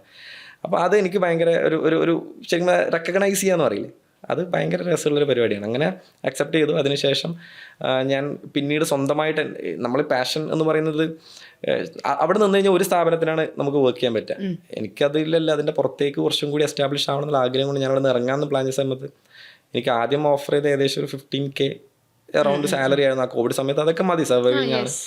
അപ്പോൾ പിന്നീട് പിന്നെ ഹൈക്ക് ചെയ്തിട്ട് മാക്സിമം ഈ പറഞ്ഞ പോലെ 30,000 35,000 തരാമെന്നുള്ള രീതിയിലേക്ക് സ്ഥാപനം ഓക്കെ ആയിരുന്നു. പക്ഷെ ഞാനവിടെ നിന്ന് ഇറങ്ങിയാണ്. ബട്ട് അതെനിക്കൊരു മനസ്സിലെപ്പോഴും ഈ പറഞ്ഞ പോലെ കോൺഫിഡൻസ് തരുന്നൊരു എലമെൻറ്റാണ്. നമ്മൾ സ്ഥാപനം വർക്ക് ചെയ്യുന്നൊരു സ്ഥാപനത്തിലൊരു കാര്യം കോൺട്രിബ്യൂട്ട് ചെയ്ത് അത് അവർക്ക് ഇഷ്ടപ്പെടുക, എന്നിട്ട് അത് എന്ത് ചെയ്യുക, നമ്മൾ കൂടെ നിർത്താൻ നിർബന്ധിക്കുക. ഇപ്പോഴും എന്തെങ്കിലും ആവശ്യം വന്നു കഴിഞ്ഞാൽ വിളിക്കാറുണ്ട്, പറ്റുന്ന രീതിയിലേക്ക് അസോസിയേറ്റ് ചെയ്ത് പോകാറുണ്ട്. സോ അതെനിക്ക് ഭയങ്കര കോൺഫിഡൻസ് ഉണ്ടാക്കിയ കുറേ എക്സ്പീരിയൻസുകളിലൊന്നാണ് തുടക്കകാലത്തിലെ സ്റ്റേജിൽ. ഈ മാർക്കറ്റിംഗിൽ എത്ര വരെ ഇൻവെസ്റ്റ് ചെയ്യാം, അല്ലെങ്കിൽ എങ്ങനെയാണ് ഇൻവെസ്റ്റ് ചെയ്യുക, എത്രയാണ് ഇൻവെസ്റ്റ് ചെയ്യുക? ശരിക്കും അതൊരു ഭയങ്കര ഡിഫിക്കൽട്ട് ക്വസ്റ്റ്യൻ ആണ്. ഞാൻ എപ്പോഴും പറയുന്നത് പേഴ്സണൽ ചോയ്സ് ആണ്. പ്യുവർലി നമ്മുടെ ബിസിനസ്സിനെ കണക്ട് ചെയ്തിട്ട് വേണം മാർക്കറ്റിങ്ങിൻ്റെ ഇൻവെസ്റ്റ്മെൻറ്റ് നമ്മൾ തീരുമാനിക്കാൻ വേണ്ടിയിട്ട്. അതിൽ ഒന്നാമത്തെ കാര്യം എന്ന് ശരിക്കും അതിനൊരു ഹാർവേഡ് യൂണിവേഴ്സിറ്റി തിയറി ഒക്കെ ഉണ്ട്. ലൈക്ക് നമ്മുടെ സ്ഥാപനത്തിന് 7 to 15% റവന്യൂൻ്റെ 7 to 15% മാർക്കറ്റിങ്ങിൽ ഇൻവെസ്റ്റ് ചെയ്യണം എന്നൊക്കെ രീതിയിലേക്ക് അതിനുണ്ട്. ഞാൻ പേഴ്സണലി ഇത്രയും കാലത്തെ എക്സ്പീരിയൻസ് ഉള്ളത് പ്യുവർലി നമ്മുടെ ബിസിനസ്സിനെ കണക്ട് ചെയ്തിട്ടും നമ്മുടെ ടാർഗറ്റ് കസ്റ്റമേഴ്സിന് എത്രത്തോളം എഫേർട്ട് എടുത്ത് നമ്മളെ പ്രൊഡക്റ്റ് അവരെ പരിചയപ്പെടുത്തണം, അവരിലേക്ക് എത്തിക്കണം എന്നനുസരിച്ചിട്ടൊക്കെയാണ് മാർക്കറ്റിങ്ങിൽ ഇൻവെസ്റ്റ് ചെയ്യേണ്ടത്. അതിൽ പ്രധാനപ്പെട്ട 1-2 കാര്യം. ഒന്ന്, മാർക്കറ്റിങ്ങിൽ റെക്കറിംഗ് ആയിട്ട് ഇൻവെസ്റ്റ് ചെയ്യാം. നമ്മുടെ നാട്ടിൽ പലപ്പോഴും മാർക്കറ്റിങ്ങിൽ ഇൻവെസ്റ്റ് ചെയ്യുന്നത് വെച്ചാൽ ഓണം വരുന്നുണ്ട്, മാർക്കറ്റിങ്ങിൽ ഇൻവെസ്റ്റ് ചെയ്യും. ക്രിസ്മസ് വരുന്നുണ്ട്, മാർക്കറ്റിങ്ങിൽ ഇൻവെസ്റ്റ് ചെയ്യും. അല്ലെങ്കിൽ ന്യൂ ഇയർ വരുന്നുണ്ട്, മാർക്കറ്റിംഗിൽ ഇൻവെസ്റ്റ് അല്ല. It's A continuous process. നമ്മൾ റെക്കറിങ് എക്സ്പെൻസ് ആയിട്ടുള്ള സാലറി, റെൻറ്റ്, ഇലക്ട്രിസിറ്റി ഇതൊക്കെ പോകുന്നത് പോലെ മാർക്കറ്റിംഗിലേക്ക് ഇൻവെസ്റ്റ് ചെയ്യാൻ പറ്റണം. അതാണ് ഒന്നാമത്തെ മെയിൻ ആയിട്ടുള്ള കാര്യം. രണ്ടാമത്തെ കാര്യം, മാർക്കറ്റിംഗിൽ ഇൻവെസ്റ്റ് ചെയ്യുന്ന സമയത്ത് ഈ പൈലറ്റ് ടെസ്റ്റിംഗ് എന്ന് പറയുന്ന ഒരു ഇമ്പോർട്ടൻ്റ് ആയിട്ടുള്ള കാര്യമാണ്. അത് ചെറിയ തോതിൽ ആദ്യം ഒന്ന് ഇൻവെസ്റ്റ് ചെയ്തിട്ട് നോക്കുക. അതിൻ്റെ റിട്ടേൺ ചെറിയ മാർക്കറ്റിൽ ചെറിയ ക്രൗഡിൽ ആദ്യം കുറച്ച് ഇൻവെസ്റ്റ്. പൈലറ്റ് ടെസ്റ്റിംഗ് എല്ലാ മേജറായിട്ടുള്ള മോൺസ്റ്റർ കമ്പനികൾ അത് ചെയ്യാറുണ്ട് കേട്ടോ. ചെറിയ രീതിയിൽ ഇൻവെസ്റ്റ് ചെയ്യുക, അതിൻ്റെ ഔട്ട്പുട്ട് എടുക്കുക, മിസ്റ്റേക്സ് അതിൽ നിന്ന് മനസ്സിലാക്കുക, പ്രശ്നങ്ങൾ അനലൈസ് ചെയ്യുക, എന്നിട്ട് വലിയ മാസീവായിട്ടുള്ള രീതിയിലേക്ക് നമുക്ക് നോക്കിയിട്ട് ഇതിലേക്ക് ഇൻവെസ്റ്റ്മെൻറ്റ് ചെയ്യുക എന്നുള്ളതാണ്. സോ 2 കാര്യങ്ങളാണ്. എത്ര ഇൻവെസ്റ്റ് ചെയ്യാന്ന് ചോദിച്ചാൽ ഡിപ്പെൻസ് ആണ്. ചില ബിസിനസ്സുകൾ മാർക്കറ്റിങ്ങിൽ നന്നായിട്ട് ഇൻവെസ്റ്റ് ചെയ്യുന്ന ചില ബിസിനസ്സുകളുണ്ട് തുടക്ക സമയത്ത് തന്നെ. ഇപ്പം ഞാൻ എൻ്റെ ബിസിനസ് ഇപ്പോൾ മാർസൽ എന്ന് പറയുന്ന കമ്പനിയിൽ കഴിഞ്ഞ ഒരു 1 year ആയിട്ട് മാർക്കറ്റിംഗ് എന്ന മേഖലയിലേക്ക് ഭയങ്കരമായിട്ട് ഇൻവെസ്റ്റ് ചെയ്തില്ല. ആകെ കോണ്ടന്റ് ക്രിയേഷൻ എന്ന കാര്യത്തിൽ മാത്രമാണ് ഞാൻ ഇൻവെസ്റ്റ് ചെയ്തത്. ബട്ട് എനിക്ക് 2024 ഞാൻ പറഞ്ഞത് മൈൽ സ്റ്റോൺ സെറ്റ് ചെയ്തിട്ട് മൈൽ സ്റ്റോൺ അച്ചീവ് ചെയ്ത് 2024 നന്നായിട്ട് മാർക്കറ്റിങ്ങിലേക്ക് ഫണ്ട് എടുക്കാൻ പോവാണ്. സോ അതെൻ്റെ പ്ലാനാണ്. സോ ഞാൻ ഇപ്പോഴും സജസ്റ്റ് ചെയ്യുന്ന ഒന്ന് പൈലറ്റ് ടെസ്റ്റ് ചെയ്യുക മാർക്കറ്റിംഗ് ഇൻവെസ്റ്റ് ചെയ്യുന്നതിന് മുമ്പ്. വെറുതെ മാർക്കറ്റിംഗ് ഞാൻ തെറ്റിദ്ധരിച്ച് പ്രൊമോഷൻ പോലെയുള്ള ഈ സെലിബ്രിറ്റീസിനൊക്കെ ലക്ഷങ്ങൾ മുടക്കിയിട്ട് എൻ്റെ നാട് എൻ്റെ സ്വദേശം കണ്ണൂരാണ്. ഇപ്പോൾ കണ്ണൂരൊക്കെ പല സ്ഥാപനങ്ങളും ലക്ഷങ്ങൾ മുടക്കി പല സെലിബ്രിറ്റീസിന് ഈ നോട്ടബിളായ സെലിബ്രിറ്റിനെ കൊണ്ട് ഇന്ന് പൂട്ടിപ്പോയ അവസ്ഥയുണ്ട്. കാരണം അതല്ല മാർക്കറ്റിംഗ് എന്ന് പറയുന്നത്. സോ ആ അത്രയും ഫണ്ട് ഇൻവെസ്റ്റ് ചെയ്യുന്നുണ്ടെങ്കിൽ വാട്ട്സ് റിട്ടേൺ എന്നുള്ള പ്ലാൻ നമുക്ക് വേണം. ആ ഫണ്ട് ബിസിനസ്സിന് എങ്ങനെ നമുക്ക് തിരിച്ച് കിട്ടാൻ വേണ്ടി നമ്മൾ എത്ര എഫേർട്ട്, നമ്മൾ പ്രോഫിറ്റ് റേഞ്ച് എത്രയാണ്, മാർക്കറ്റ് കപ്പാസിറ്റി എത്രയാണ്, മാർക്കറ്റിംഗിൽ നിന്ന് എത്ര നമുക്ക് തിരിച്ച് കിട്ടും, മാർക്കറ്റിൽ നിന്ന് എത്ര നമുക്ക് തിരിച്ച് കിട്ടും, അതിനെത്ര ടൈം എടുക്കും, അതിന് ഇൻവെസ്റ്റ്മെൻറ്റ് വേർത്ത് ആവുമോ, കുറേ കാര്യങ്ങൾ അനലൈസ് ചെയ്തിട്ടാണ് മാർക്കറ്റിംഗിൽ ഇൻവെസ്റ്റ് ചെയ്യാൻ. So main point pilot test നടത്താം. രണ്ടാമത്തെ കാര്യം റെക്കറിങ് ആയിട്ട് മാർക്കറ്റിംഗിൽ കണ്ടിന്യൂസ് ആയിട്ട് നമ്മൾ മാർക്കറ്റിംഗ് എല്ലാ മാസവും ഒരു പോർഷൻ മാർക്കറ്റിംഗിൽ ഇൻവെസ്റ്റ് ചെയ്യുക. മാർക്കറ്റിംഗ് എന്ന് പറയുന്നത് സെയിൽസ് അല്ല. ചില ആൾക്കാർ ഞാൻ ചോദിക്കും നിങ്ങളുടെ സ്ഥാപനത്തിൽ മാർക്കറ്റിംഗ് ഉണ്ടോ ചോദിക്കുമ്പോൾ ഉണ്ട്. ആരാ? അതാ സുരേഷ്. അതാണ് ആളാണ് മാർക്കറ്റിംഗ് ചെയ്യുന്നത്. സുരേഷ് എന്ന് പറയുന്ന ആൾ എൻ്റെ പ്രൊഡക്റ്റ് കൊണ്ടുപോയി സെയിൽ ചെയ്യുന്നുണ്ട്. സുരേഷാണ് മാർക്കറ്റിംഗ്. അതല്ല മാർക്കറ്റിംഗ് എന്ന് പറയുന്നത്. സോ ഒരുപാട് എലമെന്റുകളുണ്ട്. സോ പ്രോപ്പറായിട്ട് പ്ലാൻ ചെയ്ത് ഇൻവെസ്റ്റ് ചെയ്യാം. ഒരുപാട് പുതിയ പുതിയ കമ്പനീസ് ഇപ്പോൾ വരുന്നുണ്ട്. അപ്പോൾ പലതും പൂട്ടി പോകുന്നുണ്ട്. ആ ഒരു ടൈം പീരീഡ് കൊണ്ട് പൂട്ടി പോകുന്നുണ്ട്, സക്സസ്ഫുൾ ആവുന്നുണ്ട്. അങ്ങനെ ഇപ്പോൾ ഈ ഒരു ഫെയിലായി പോകുന്നവരോട് എന്താ സംസാരിക്കുന്നത്? അവർ ചെയ്യുന്ന മിസ്റ്റേക്സ് എന്തൊക്കെയാണ്? ഞാൻ എപ്പോഴും പറയുന്നൊരു കാര്യമുണ്ട്, ഒരു ബിസിനസ്സും ഫെയിൽ ആവുന്നില്ല, ബിസിനസ്മാൻ മാത്രമേ ഫെയിൽ ആവുന്നുള്ളൂ. ഇപ്പോൾ ഞാനൊരു ബേക്കറി സ്റ്റാർട്ട് ചെയ്തു, ഫെയിലായി. അതേ സ്ഥലത്ത് എൻ്റെ ചിലപ്പോൾ ഒരു സുഹൃത്ത് വന്ന് ബേക്കറി സ്റ്റാർട്ട് ചെയ്ത് കഴിഞ്ഞാൽ സക്സസ് ആവും. കാരണം അവനത് ഏത് രീതിയിൽ ആൾക്കാർക്ക് പിച്ച് ചെയ്യുന്നു എന്നുള്ളതാണ്.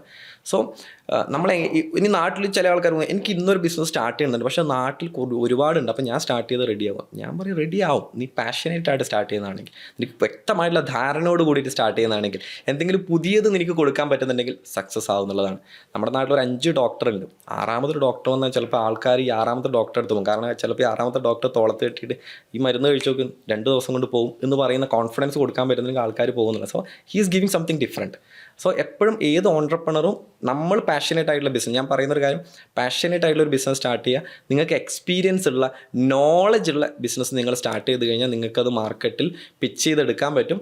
പിന്നെ അത് എങ്ങനെ ആൾക്കാർക്ക് പിച്ച് ചെയ്യുന്നത്, അതിനാണ് ഈ മാർക്കറ്റിംഗ് എന്ന് പറയുന്ന കോറായിട്ടുള്ളൊരു ഏരിയ ഒന്നാമത്തത്. രണ്ടാമത്തത്, ഇപ്പം നമുക്കൊരു ബിസിനസ് ടീമൊക്കെ എടുക്കുന്ന സമയത്ത് വെറുതെ ഓവർ ഫണ്ട് ഇൻവെസ്റ്റ് ചെയ്ത് അതൊക്കെ ഒരു പ്രോപ്പർ സിസ്റ്റത്തിൻ്റെ ഉള്ളിൽ കൺട്രോൾഡ് ആയിട്ട് ചെയ്യാന്നുള്ളതാണ്. സോ 2 എലമെൻറ്റ് ഞാൻ കൺക്ലൂഡ് ചെയ്ത് പറയുകയാണെങ്കിൽ 2 എലമെൻ്റാണ്. ഒന്ന്, നിങ്ങൾക്ക് പാഷനേറ്റും എക്സ്പീരിയൻസും നോളജിൽ ബിസിനസ് സ്റ്റാർട്ട് ചെയ്യാം. 2, പ്രോപ്പറായിട്ട് മാർക്കറ്റിംഗ് ചെയ്യാം. 3, സിസ്റ്റം. മാർക്കറ്റിംഗ് അവിടെ കേട്ടെ, സിസ്റ്റം ഉണ്ടാക്കുക ബിസിനസ്സിൽ. ഈ 2 എലമെൻ്റ് ഉണ്ടെങ്കിൽ തന്നെ നമുക്ക് ബിസിനസ്സിനെ നമുക്ക് നല്ല ട്രാക്കിലേക്ക് എൻ്റർ ചെയ്ത് തരും. അത് തുടക്കം മുതലേ ചെയ്യണം കേട്ടോ. ആൾക്കാർ ആദ്യം വിചാരിക്കും കുറച്ച് കഴിഞ്ഞിട്ട് നമുക്ക് സിസ്റ്റം ഉണ്ടാക്കാം, കുറച്ച് കഴിഞ്ഞിട്ട് മാർക്കറ്റിംഗ്, ഇപ്പോൾ ഇത് പോട്ടെ, ചെയ്യരുത്. തുടക്ക സമയത്ത് മുതൽ തന്നെ പ്ലാൻഡ് ആയിട്ട് കാര്യങ്ങൾ ചെയ്യുക. കുറച്ച് പഠിക്കുക തുടക്ക സമയത്ത്. മാർക്കറ്റ് റിസർച്ച് എന്ന് പറയുന്ന ഒരു കാര്യമുണ്ട്. മാർക്കറ്റ് ഒന്ന് റിസർച്ച് നടത്തുക. അതിനൊന്നും എഫേർട്ട് എടുക്കാതെ പെട്ടെന്ന് കുറച്ചാൾ പറഞ്ഞ് അല്ലെങ്കിൽ പ്രോഫിറ്റ് ഓക്കെ 50% ഇതിന് പ്രോഫിറ്റ് കിട്ടും, ആ രീതിയിലേക്ക് ബിസിനസ് സ്റ്റാർട്ട് ചെയ്ത് ബേസിക് ഒരു മാർക്കറ്റ് റിസർച്ച് നടത്തി അനലൈസ് ചെയ്ത് എൻ്റെ മാർക്കറ്റിൽ ഇത്രയും കപ്പാസിറ്റി ഉണ്ടോ, ഞാൻ വിചാരിക്കുന്ന രീതിയിൽ ഔട്ട്പുട്ട്, ഞാനിപ്പോൾ എൻ്റെ സ്ഥാപനത്തിൽ 40 ലക്ഷം ഇൻവെസ്റ്റ് ചെയ്യുന്നുണ്ട്, 50 ലക്ഷം ഇൻവെസ്റ്റ് ചെയ്യുന്നുണ്ട്, ആ 50 ലക്ഷം റിട്ടേൺ തരാൻ കപ്പാസിറ്റിയുള്ള മാർക്കറ്റാണോ എൻ്റെ ഉള്ളത്. ഇപ്പോൾ ലെറ്റ്സ് എക്സാമ്പിൾ, ഇപ്പോൾ ഞാനിപ്പോൾ കൊച്ചി എന്ന് പറയുന്ന ഒരു മേഖലയിൽ സ്റ്റാർട്ട് ചെയ്യുന്നുണ്ട്.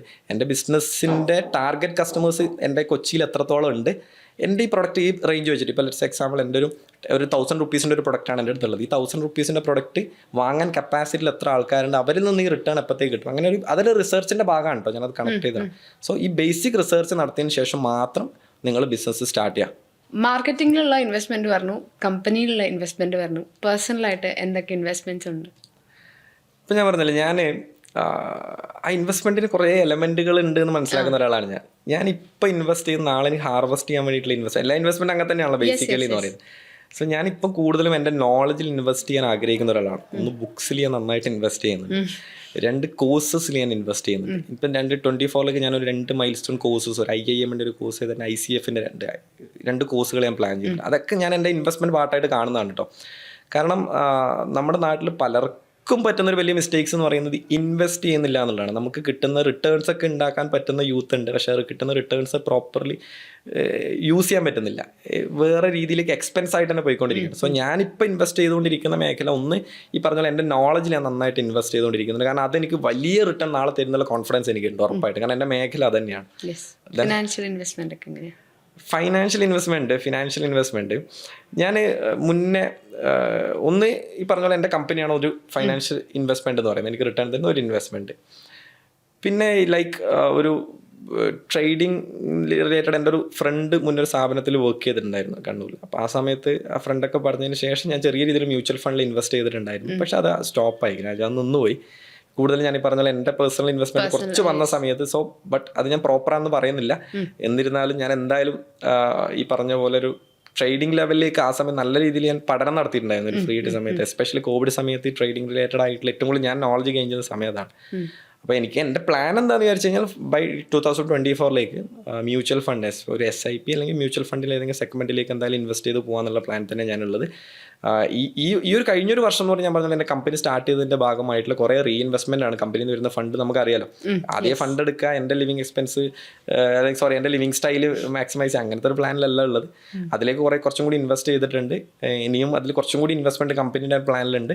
ബട്ട് പേഴ്സണലായിട്ടുള്ള ഈ പറഞ്ഞ രീതിയിലേക്കുള്ള ഇൻവെസ്റ്റ്മെന്റ് എൻ്റെ പ്ലാൻ റിയൽ എസ്റ്റേറ്റ് അല്ലെങ്കിൽ ഈ രീതിയിലേക്കുള്ള ശരിക്കും ഒരു പാസീവ് ഇൻകം ലൈക്ക് ഞാൻ നോക്കുന്നുണ്ട്. അത് റിയൽ എസ്റ്റേറ്റ് വരും, ഈ പറഞ്ഞ പോലെ എൻ്റെ ഒരു ട്രേഡിംഗിൽ ഇൻവെസ്റ്റ് ചെയ്യാന്നുള്ള പ്ലാൻ ഉണ്ട്. അതാണ് 24 ഇൻവെസ്റ്റ്മെന്റ് പ്ലാൻ. നിലവിൽ എൻ്റെ കമ്പനി, എൻ്റെ നോളജാണ് എൻ്റെ ഇൻവെസ്റ്റ്മെന്റ്. ഓക്കെ, ഈ ഒരു കമ്പനി സ്റ്റാർട്ട് ചെയ്യാനായിട്ട് ഇന്ന് 1.5 മില്യൺ ടേൺ ഓവർ ഉള്ള ഈ ഒരു കമ്പനി സ്റ്റാർട്ട് ചെയ്യും, മാർസൽ സ്റ്റാർട്ട് ചെയ്യാനായിട്ടുള്ള ഇനിഷ്യൽ ഇൻവെസ്റ്റ്മെന്റ് അല്ലെങ്കിൽ ഇനിഷ്യൽ ഫണ്ടിങ് എങ്ങനെയായിരുന്നു?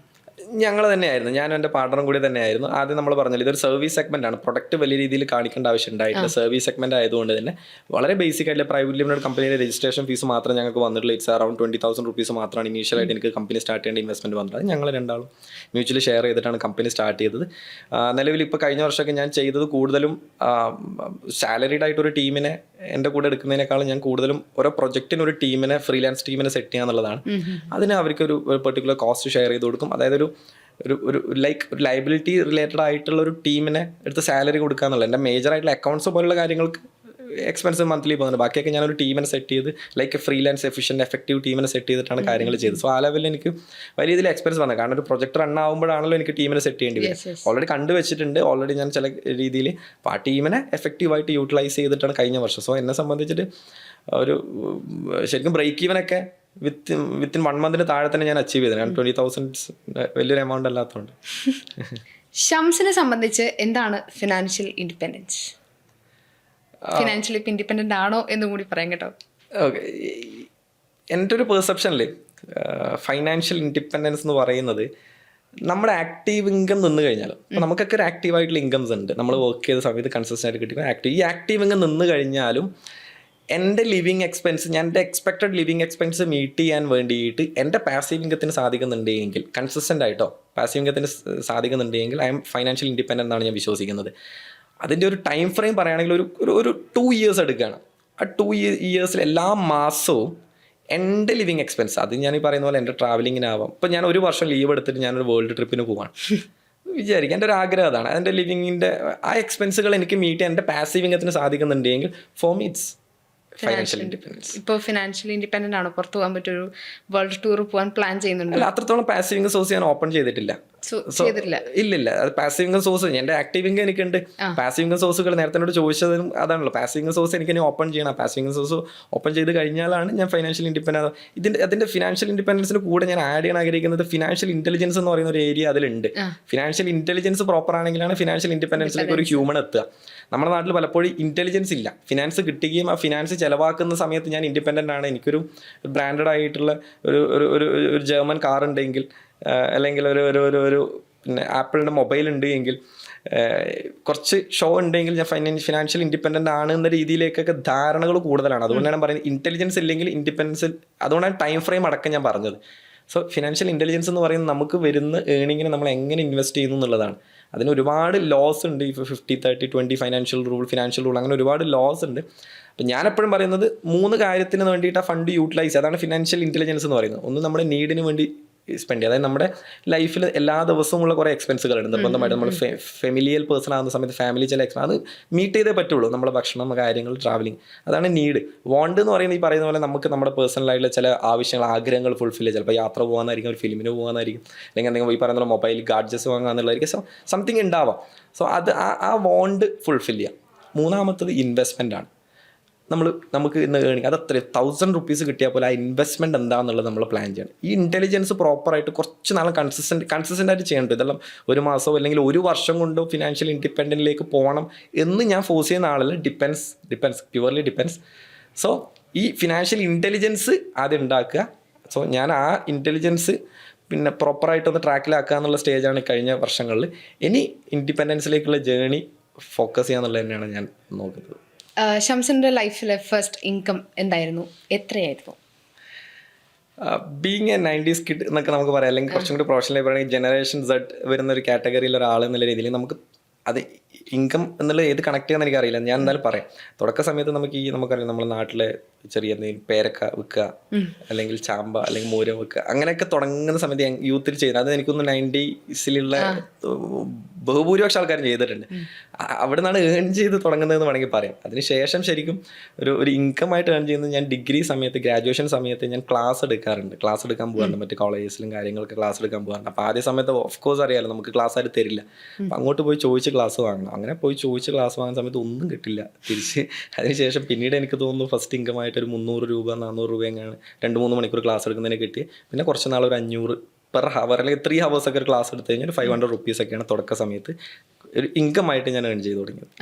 ബീങ് ആൻ ഓൺടർപ്രണർ, യൂത്തിന് എങ്ങനെയാണ് നിങ്ങളുടെ കമ്പനിയിൽ സ്പേസ് ഓപ്പൺ ചെയ്ത് കൊടുക്കുന്നത്? Okay, nice. യൂത്തിന് നല്ല ഞാൻ സ്ട്രെസ് ചെയ്യുന്നില്ല. സ്കിൽഡ് ആയിട്ടുള്ള പേഴ്സൺ എൻ്റെ ടീമിൽ ജോയിൻ ചെയ്യാന്നുള്ള രീതിയിലേക്ക് തന്നെയാണ് ഞാൻ കാര്യങ്ങൾ ഫോക്കസ് ചെയ്യുന്നത്. എൻ്റെ പിന്നെ ഇൻസ്റ്റാഗ്രാമിൽ കുറച്ച് നാൾ മുമ്പ് കഴിഞ്ഞ വർഷം ഒരു ആഡ് ഇട്ടിരുന്നു.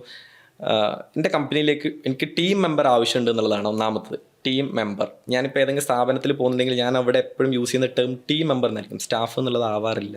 എംപ്ലോയിനേക്കാൾ എനിക്കിഷ്ടം ടീം മെമ്പർ എന്ന് യൂസ് ചെയ്യാം. സോ എൻ്റെ ടീമിലേക്ക് ജോയിൻ ചെയ്യാൻ താല്പര്യമുള്ള ആൾക്കാർ ഇൻവൈറ്റ് ചെയ്തുകൊണ്ട് ഞാനൊരു ആഡ് എൻ്റെ ഇൻസ്റ്റാഗ്രാമിൽ ഇട്ടിരുന്നു. ആ ആഡിൽ തന്നെ ഞാൻ പറഞ്ഞൊരു കാര്യം, എനിക്ക് എക്സ്പീരിയൻസ് ഇമ്പോർട്ടൻ്റ് അല്ല, നിങ്ങളുടെ എഡ്യൂക്കേഷണൽ ക്വാളിഫിക്കേഷൻ എനിക്ക് ഇമ്പോർട്ടൻ്റ് അല്ല, നിങ്ങൾക്ക് സ്കിൽ ഉണ്ടെങ്കിൽ എൻ്റെ ടീമിൻ്റെ കൂടെ ജോയിൻ ചെയ്യുക എന്നുള്ളതാണ്. സോ ഞാൻ എപ്പോഴും ഫോക്കസ് ചെയ്യുന്നത് സ്കിൽഡ് ആയിട്ട് ആൾക്കാരുണ്ട് എങ്കിൽ അതിനെന്ന് പറയുന്നത് ഒരു അപ്പാർട്ട് ഫ്രം ആൻ ഇൻ്റർവ്യൂ ഞാനൊരു 2-3 ലെയർ ഓഫ് ചെറിയ ടാസ്കുകൾ കൊടുക്കും. ആ ടാസ്ക് സക്സസ്ഫുള്ളി ഫുൾഫിൽ ആണെങ്കിൽ നമ്മൾ ടീമിൻ്റെ കൂടെ ജോയിൻ ചെയ്യാം. ടീമിൻ്റെ കൂടെ ജോയിൻ ചെയ്യാൻ ഒരു അഡ്വാൻറ്റേജ് എന്താണെന്ന് വെച്ചാൽ മറ്റ് സ്ഥാപനങ്ങളിൽ വർക്ക് ചെയ്യുന്ന സമയത്ത് ആ സ്ഥാപനത്തിൻ്റെ വർക്കുകളാണ് കൂടുതലും ചെയ്യേണ്ടി വരിക. എൻ്റെ സ്ഥാപനത്തിലാണെങ്കിൽ ഓരോ സമയത്ത് ചിലപ്പം ഇന്നൊരു റീറ്റെയിൽ സ്ഥാപനത്തിലാണെങ്കിൽ നാളെ മറ്റൊരു സർവീസ് ഇൻഡസ്ട്രി ആയിരിക്കും, മറ്റൊന്ന് എടെക്കിലായിരിക്കും.